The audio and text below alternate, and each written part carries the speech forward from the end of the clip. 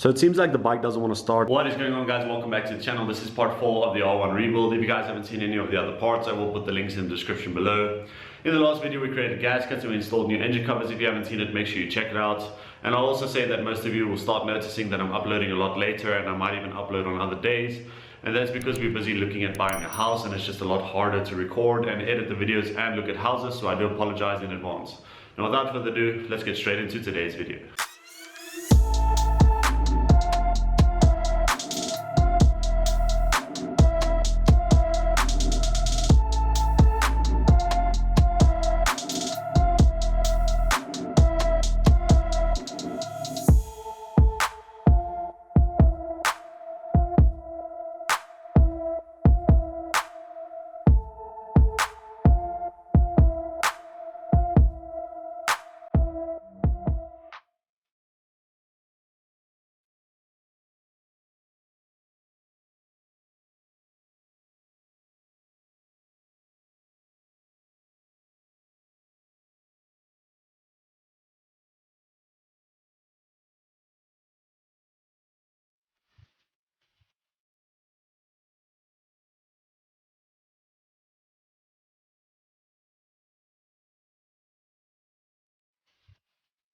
Alright guys, so I want to see if we can get the bike to start up in this video. According to the person I bought it from, he could not get it to start, and I am wondering what that issue could be.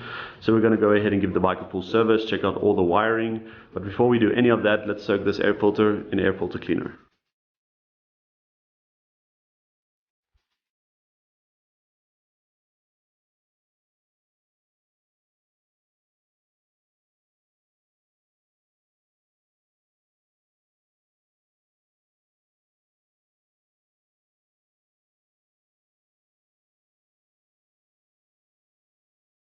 Alright guys, so the air filter's outside busy drying in the sun, and I quickly stopped at the store to pick up all of the supplies that I need to service the whole bike. Now I want to change the spark plugs, make sure all of the wiring is properly connected, and install the airbox. So let's get into it.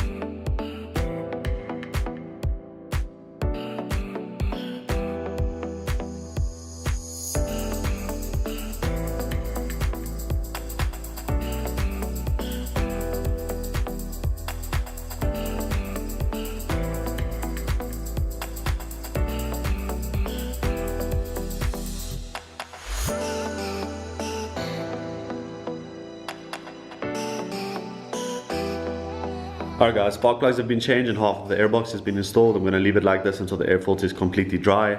Now I want to change the oil filter, put in some new oil, and then see if the radiator needs to be filled. So let's get into it.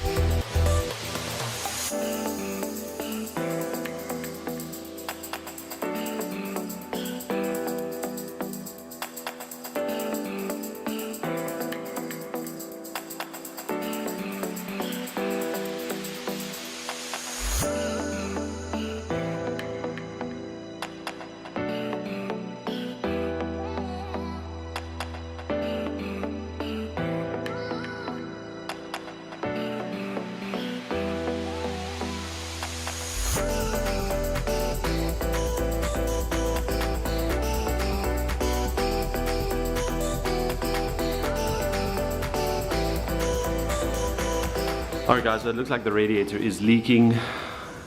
Hopefully it's not that bad, maybe we can have it repaired. But now I at least know why it needed water.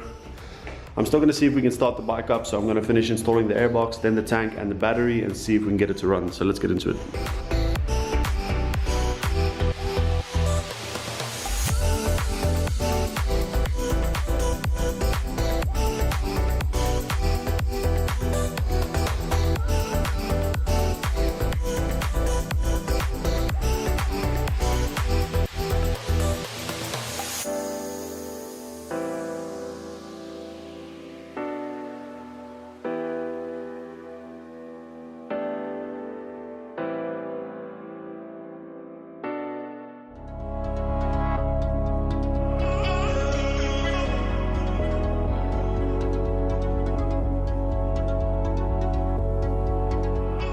Alright guys, so everything's connected that needs to be connected and the bike should start, so let's go ahead and test it out.